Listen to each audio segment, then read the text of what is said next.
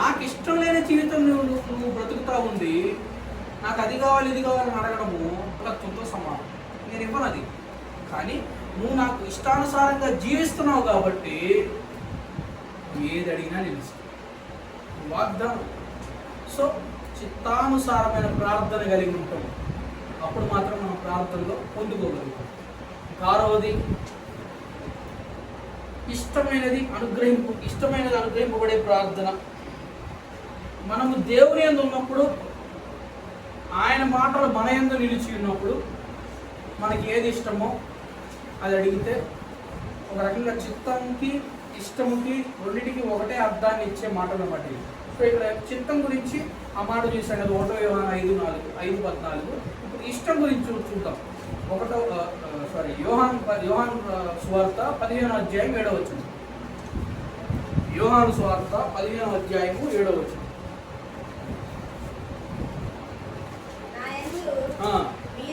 నా యందు మీరును మీ యందు నా మాటలను నిలిచి ఉంటే మీకేది ఇష్టమో అడుగుడి, అది మీకు ఖచ్చితంగా ఇస్తాను. ఎందుకంటే నా మాటలు మీ యందు పని చేయడానికి మీరు ప్రయత్నం చేస్తున్నారు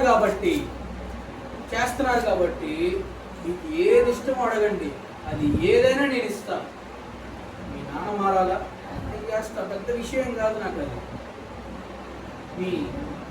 మీ జీవితం మారాలా, మీరు క్లాస్లో ఉత్తీర్ణతను సంపాదించాలా, నాకు ఇష్టంగా నా మాటల్ని తీసుకొని వాటి చొప్పున నడుచుకునే విధంగా నడవడానికి నీవు సిద్ధపడితే నీకు ఏది ఇష్టమో అడుగు, దాన్ని ఖచ్చితంగా నేను దయచేస్తాను. వాగ్దానం. ఇక్కడ ఇష్టము గురించి వాగ్దానం చూసాం, చిత్తము గురించి మనం వాగ్దానం చూసాం. సో 5, 6 అయిపోయినాయి. 6 రకాలు మనం చూసాం. సో రహస్య ప్రార్థన, విశ్వాస సహితమైన ప్రార్థన, 3వది విసుగక పట్టుదలతో కూడిన ప్రార్థన, 4వది హృదయపూర్వకమైన ప్రార్థన, 5వది చిత్తానుసారమైన ప్రార్థన, 6వది ఇష్టమైనది మనకు అనుగ్రహింపబడే ప్రార్థన. ఇంకా 7వది హృదయ కుమ్మరింపు ప్రార్థన. హృదయాన్ని కుమ్మరించడం అంటే ఒక రకంగా పాపాన్ని ఒప్పుకునే విధానం విషయంలో కానీ, ప్రతి ఒక్క దాంట్లో ఒప్పుకోని విషయం, అయ్యా నీ చిత్తమే, నువ్వే, నా వల్ల కలిగినది కాదు, నా బిడ్డల విషయంలో వారి యొక్క ఉజ్వల భవిష్యత్తు ఇది నీ చిత్తానికి నేను అప్పగిస్తున్నానని ఒప్పుకొని వదిలిపెట్టు.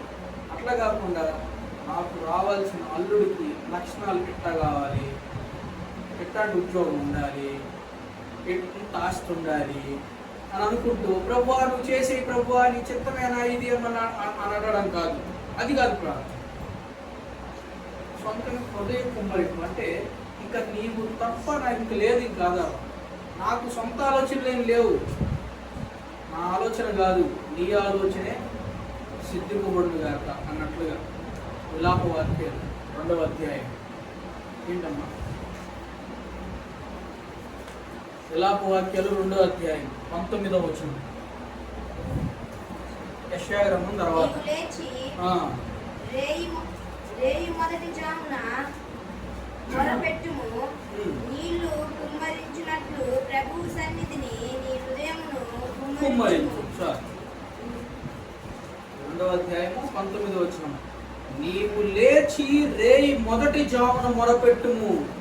రేయి మొదటి జామున మొరపెట్టే వారు ఎంతమంది ఉన్నారు ఇక్కడ? అసలు రేయి మొదటి జామున అంటే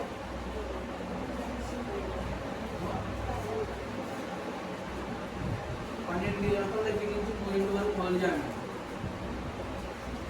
అర్థం చేశారు ఎప్పుడైనా?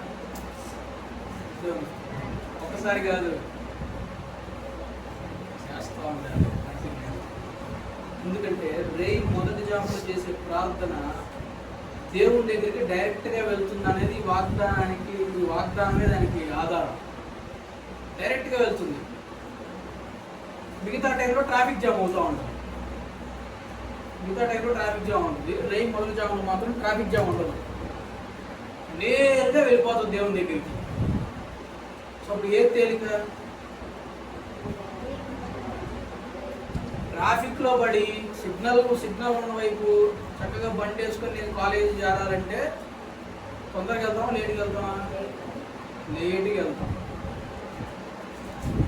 అదే ఏ ట్రాఫిక్ లేని టైంలో చక్కగా ముందుగానే కూర్చోండి. ఏదో ఒక మార్గాన్ని ఒక షార్ట్ కట్ మెథడ్ ఉపయోగించండి. ఒకటి ఇది షార్ట్ కట్ మెథడ్. దేవుడికి నా ప్రార్థన తొందరగా చేరాలంటే నేను చేయవలసిన పని రేపు మొదటి ట్రాఫిక్ ఉండదు, తొందరగా వెళ్తుంది, తొందరగా మనం పొందుకోగలుగుతాం. కాబట్టి 12 గంటల దగ్గర నుంచి 3 గంటల వరకు మీకు కావాల్సిన కోరిక సిద్ధింపబడాలంటే మీరు చిత్తానుసారంగా నడవడము, దేవుని మాటలు మీ జీవితంలో పనిచేయడం లాంటి కండిషన్స్ విషయంలో మీరు ఖచ్చితంగా దాన్ని సార్థకత్వం చేసిన వ్యక్తులు అయితే ఆ టైంలో ప్రార్థన చేస్తే మీరు అడిగిన ఏదైనా పొందుకోగలుగుతారు.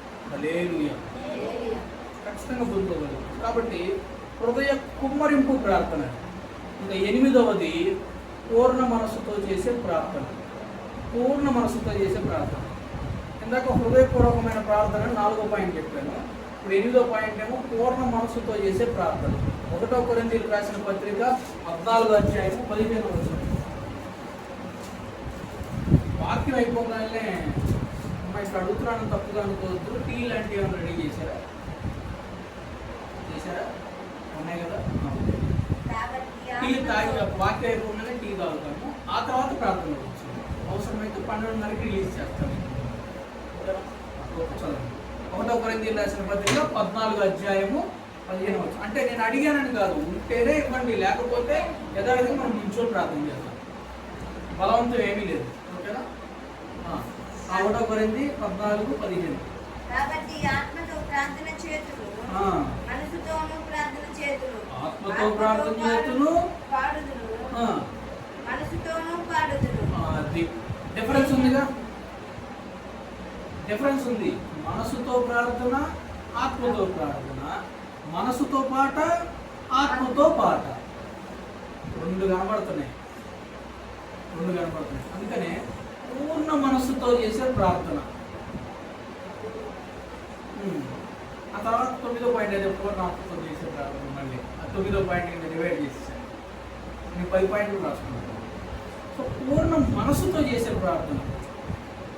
సో మనసుతో సంపూర్ణంగా అంగీకారం అంటే ఏ డిస్టర్బెన్స్ లేకుండా, ఏ ఫోన్ కాల్, వాళ్ళు పిలుస్తున్నారు వీళ్ళు పిలుస్తున్నారని ఇట్లాంటి ఏమి కూడా ఎటువైపు కూడా చూడకుండా సంపూర్ణంగా మన యొక్క కాన్సన్ట్రేషన్ అల్లా కూడా మందిరానికి రాగానే లేదా మీరు ప్రార్థన కూర్చున్నప్పుడు ఏ డిస్టర్బెన్స్ సౌండ్స్ వినకుండా దేవుని వైపే